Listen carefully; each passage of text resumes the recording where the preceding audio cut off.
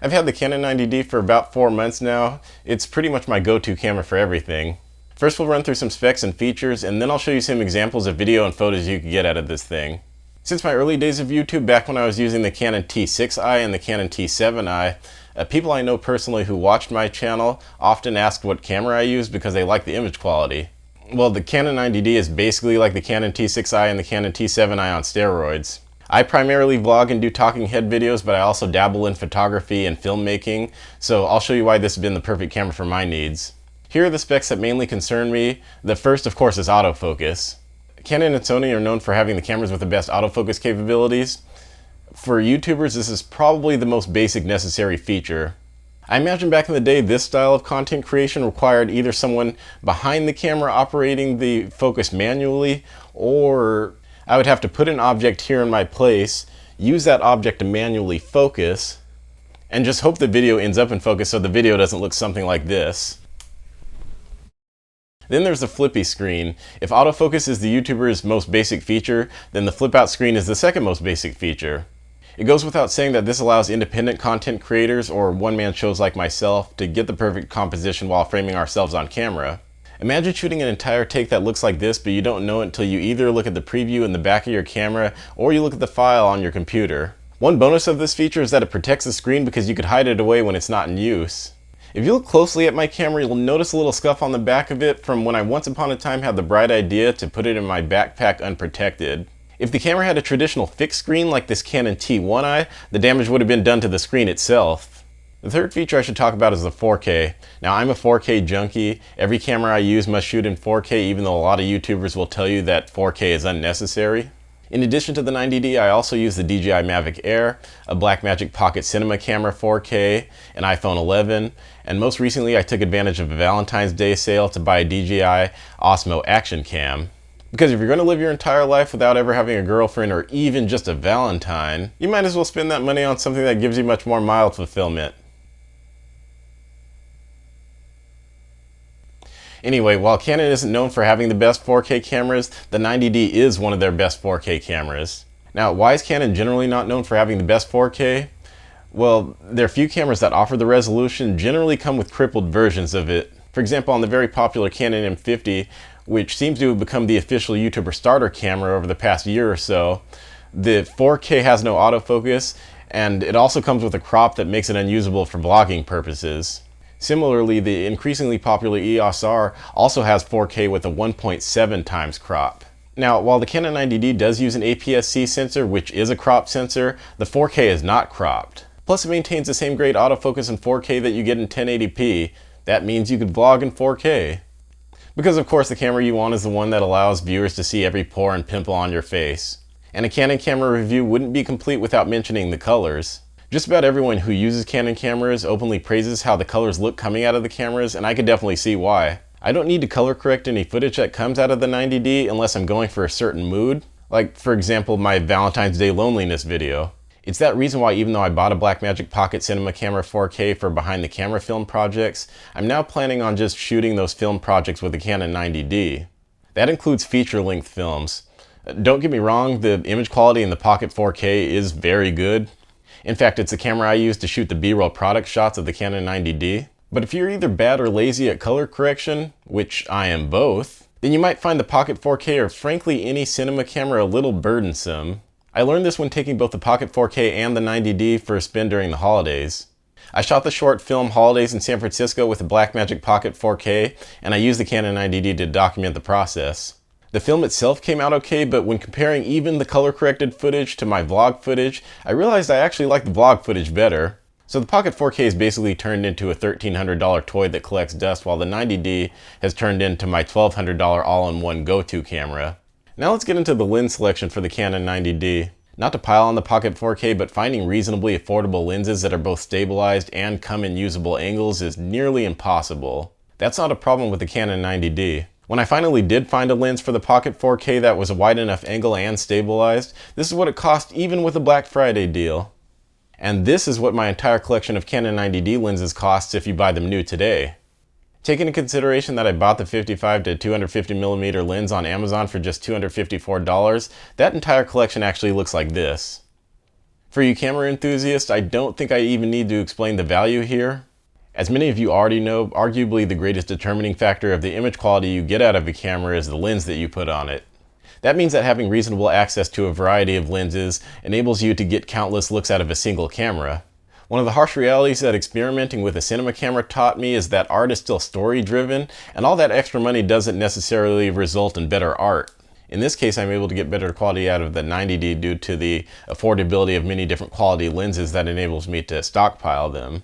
Since this is a camera with an APS-C sensor, that means I could use lenses from both the cropped EFS lineup and the full-frame EF lineup. As a bonus, you could use an FD to EF adapter and throw in some cheap old school lenses like this 35 to 70mm and this 70 to 210mm. I should also mention that all Canon EF lenses with IS in the name are stabilized, which enables usable handheld footage.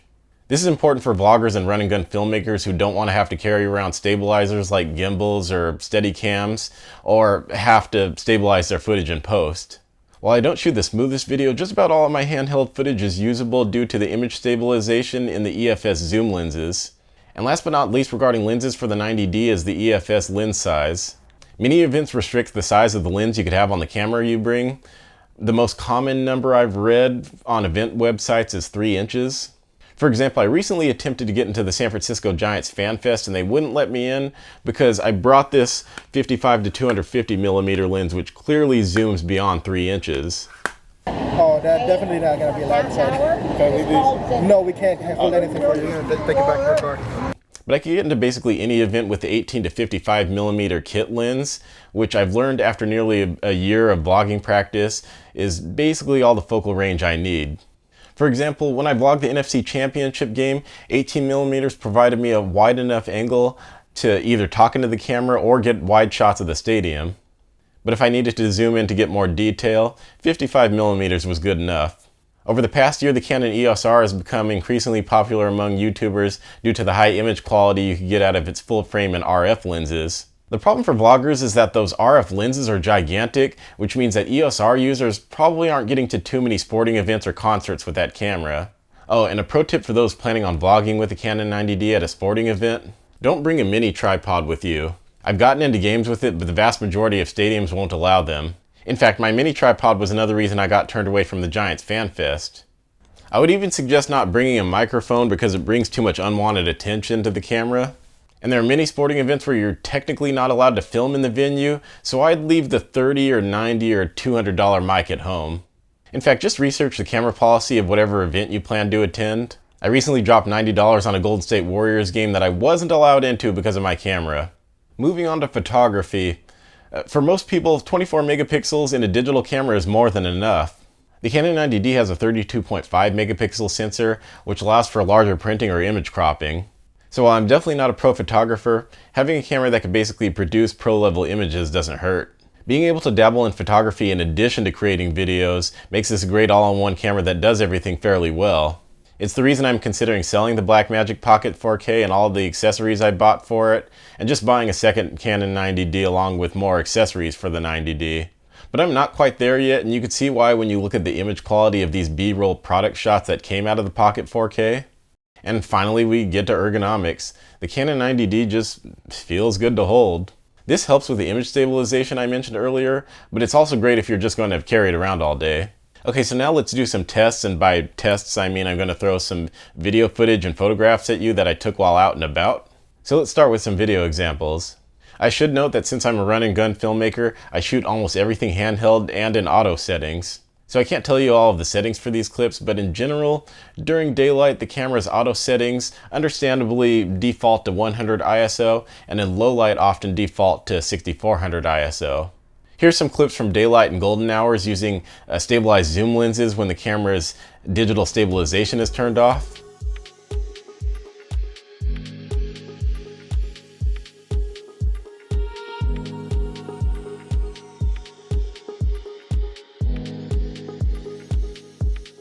And here's some clips at nighttime using those same stabilized zoom lenses when the camera's digital stabilization is turned off.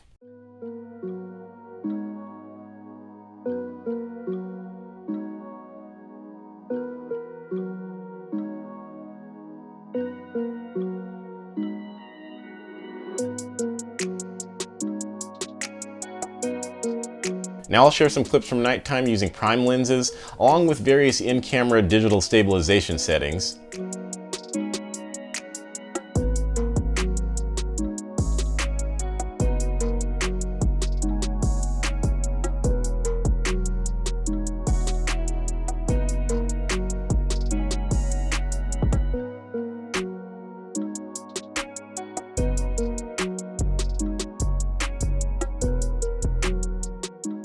So now I'm going to show you a couple of time lapses. These of course required a tripod because they're planned and not my usual spontaneous shots.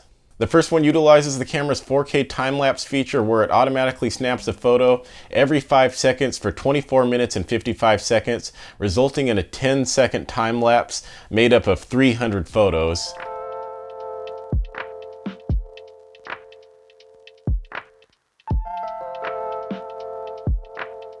The second time-lapse is simply a 3-minute 20-second clip that I sped up to about 2000% speed in post to get a 10-second clip.